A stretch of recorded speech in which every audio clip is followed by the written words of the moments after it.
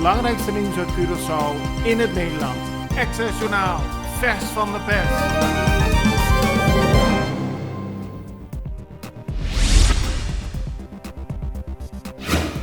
De Extra opent vandaag met het bericht dat Shelton Hato morgen beëdigd zal worden als nieuwe minister van Justitie.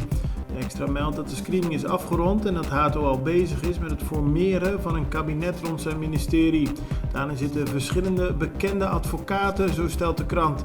Het is nog niet duidelijk hoe laat Shelton Hato zal worden beëdigd, maar volgens de krant is er geen twijfel over dat morgen Curaçao een nieuwe minister van Justitie heeft.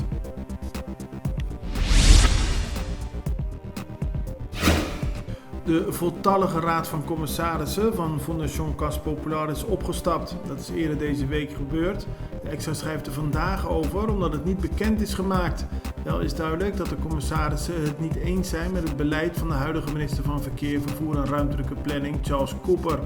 Cooper zelf zegt in een reactie tegen de Extra dat hem niets te verwijten valt en dat de raad van commissarissen in eerste instantie naar zichzelf moet kijken. Ze hebben er een puinhoop van gemaakt en dat moet nu opgelost worden, aldus Cooper. Na Colectra, nós toma tempo para servir ora com mais da comunico.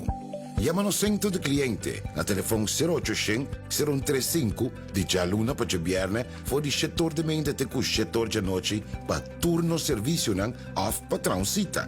Se você traz cita para sabra, também por hora. Por escolher para trabalhar, riba aqualectra.com e aproveitar a mesura, põe o documento na cerca para visita cerca nós, vai mais fácil. Sim, a Colectra su centro de cliente wordt klaar para servir na momento que você comini a bo.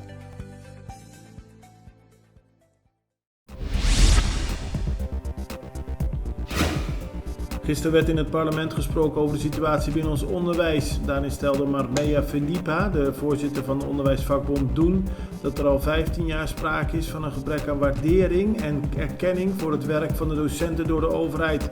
Daarbij komt ook nog eens dat de overheid 12,5% wil korten op de arbeidsvoorwaarden van docenten. Dat is te veel, aldus Filipa, die eiste dat er meer aandacht en respect voor het onderwijs komt. Volgens Lutsen Lucas van de overkoepelende onderwijsvakbonden STSK zijn er op Curaçao in de afgelopen 10 jaar meer dan 13 onderwijsministers geweest. Dat is veel te veel, aldus Lucas, en dat heeft gevolgen voor het beleid. Volgens hem zijn onderwijsbesturen helemaal op eigen koers gaan varen en houden ze zich onder meer niet meer aan de convenanten. Een minister zou daarop moeten letten, maar omdat er steeds weer nieuwe ministers zijn, is er geen beleid. Lucas wil dat daar verandering in komt.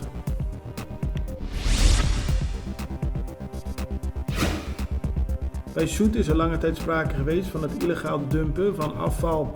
Dat gebeurt niet meer, maar de Extra plaatst vandaag een foto op de voorpagina van een ander probleem dat momenteel bij Zoet speelt, namelijk een stroom rioolwater. Het stinkt er en dat is een gevolg van het overlopen van het centrale systeem. De krant wijst erop dat er iets aan gedaan moet worden, omdat er sprake is van een volstrekt onhygiënische situatie daar.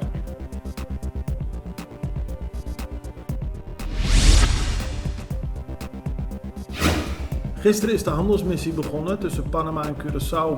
Deze duurt 2 dagen. Meer dan 15 bedrijven uit Panama zijn op Curaçao en voeren gesprekken met verschillende bedrijven. Doel daarvan is om meer handel te creëren tussen de twee landen. De Extra plaatst foto's van medewerkers van Aqualectra die aan het werk zijn in Bandebouw. Afgelopen periode zijn er veel klachten gekomen over bruin water dat uit de kranen komt. En dat heeft vaak te maken met de leidingen. Aqualectra-medewerkers zijn hard aan het werk om te zorgen dat mensen geen bruin water meer uit de kraan krijgen. Het is veel werk en Bandebouw is relatief groot, zo stelt Aqualectra, maar er wordt alles aan gedaan om de klachten te behandelen. Het belangrijkste nieuws uit Curaçao in het Nederland. Extra Journaal, vers van de pers.